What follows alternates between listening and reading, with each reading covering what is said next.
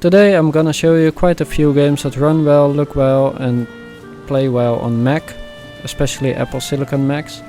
So first off we're starting with Valheim, which is a survival game. I obviously built a lot. I like the game, I played it a lot.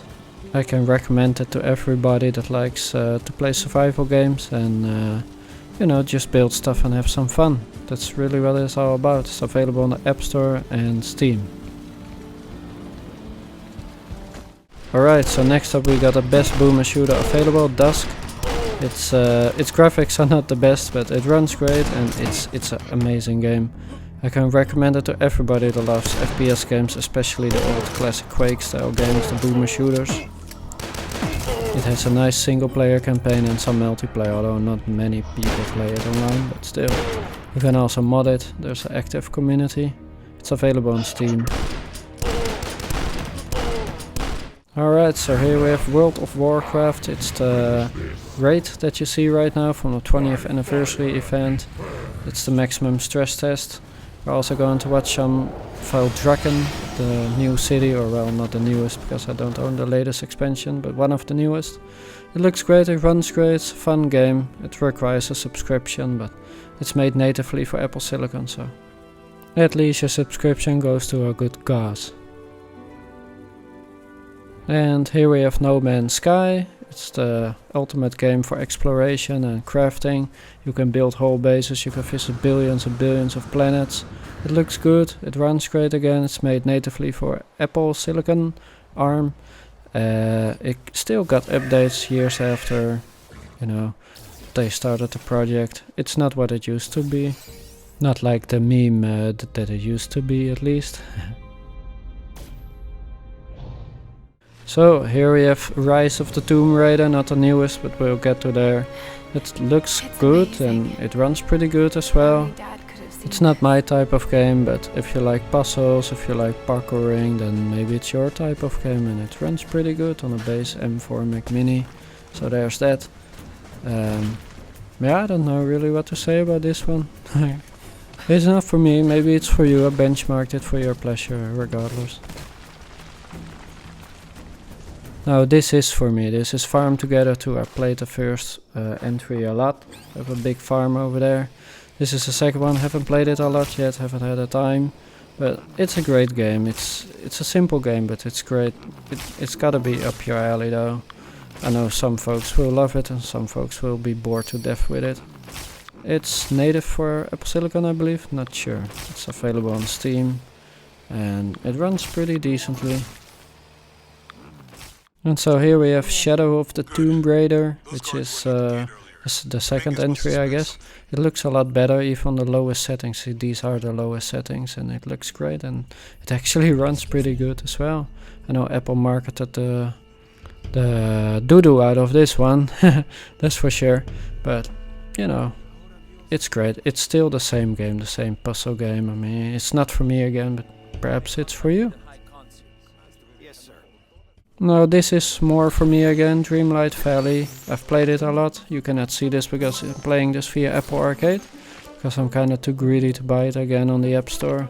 Sadly, it's only available on the App Store for Mac. So, if you already own it on Steam, like me, you're fat out of luck. Which sucks, but, you know, I guess Apple paid them or something. I really don't know what's up with that. It runs great, it looks great, and it's a great game. Here we have one of my childhood favorites, Rust. It's a survival game with multiplayer. It's a brutal game. I played it back when the graphics were still looking like piss. Right now they upgraded it a long time ago. It runs bad and it uses a lot of memory. Like the game itself is already using nearly 16 gigabytes, which is all this Mac Mini has. That's kind of terrible, but it's fun. Yeah, this game doesn't need an introduction. It's Minecraft. I'm running it with shaders. Got a tutorial up the channel if you wonder how to do it. It looks great. It runs great if you use this mods, because without it, it runs like crap. But yeah, it's a fun game. It's about placing blocks, surviving, maybe building something nice. Who knows? It's up to you, really. I'm happy it's available on Mac. So here we have Snowrunner, which is a driving game through mud and snow and stuff. It's difficult to drive through everything. It looks maybe slow and boring, but it's actually really fun. It has multiplayer. It runs pretty good. I mean, it's hovering at about 60 FPS.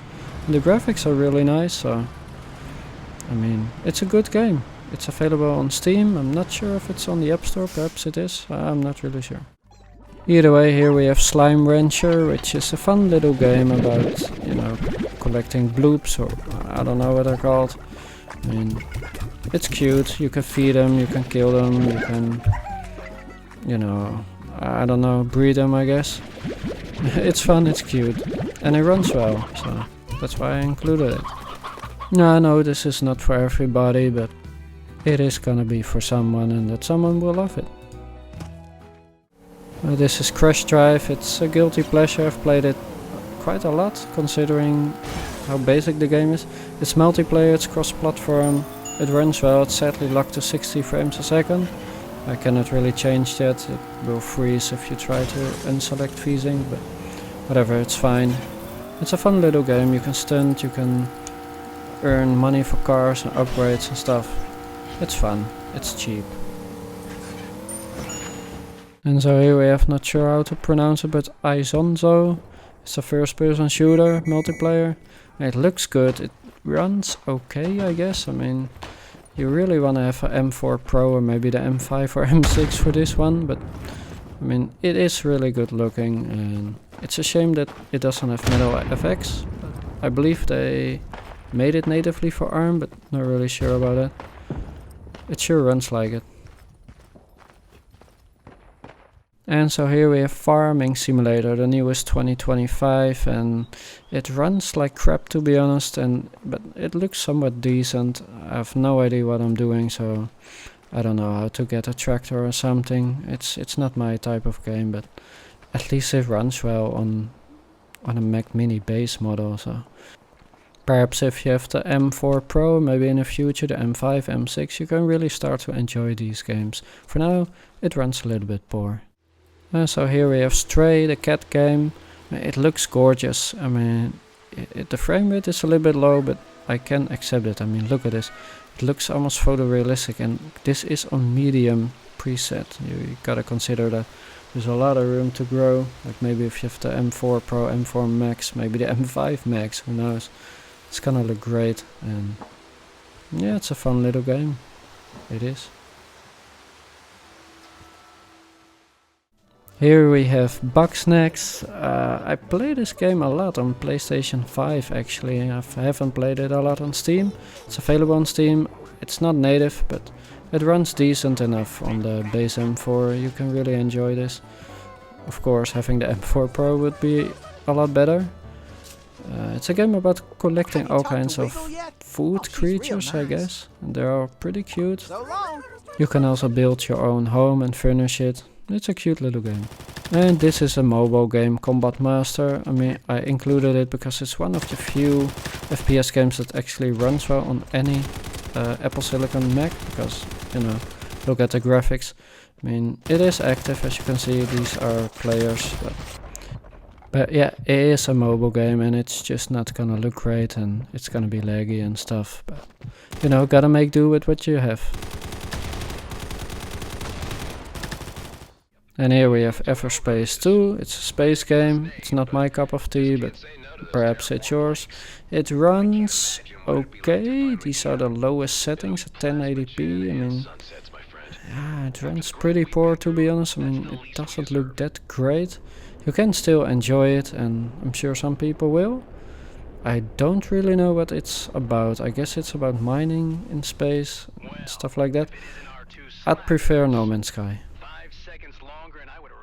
And this is Vampire Survivors, very popular game, a lot of streamers played it.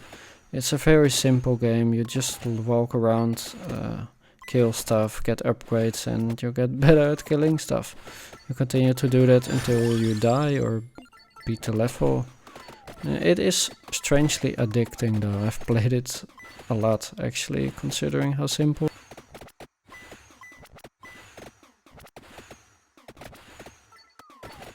So here we have Overcooked 2.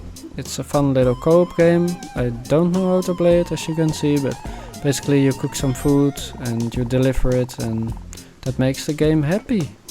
And it's really frustrating if you played it with friends. If you want to keep them, your friends I mean, then perhaps it's best you don't play this, I don't know. However, if your friends are a little bit mature, you can play it still, but it will be frustrating at times, that's for sure. And here's a bonus game, GTA 5 run into crossover. It's one of the very few games that actually runs decently through crossover. I found that most games either don't work, don't launch, are black screen, or just run extremely poorly, so I stopped benchmarking it. But this game, it is worth it. It runs great, and it is a good game, everybody knows that. I hope it will be ported natively to Mac someday, perhaps. I mean, Apple's got the money, so it's gotta happen. Right?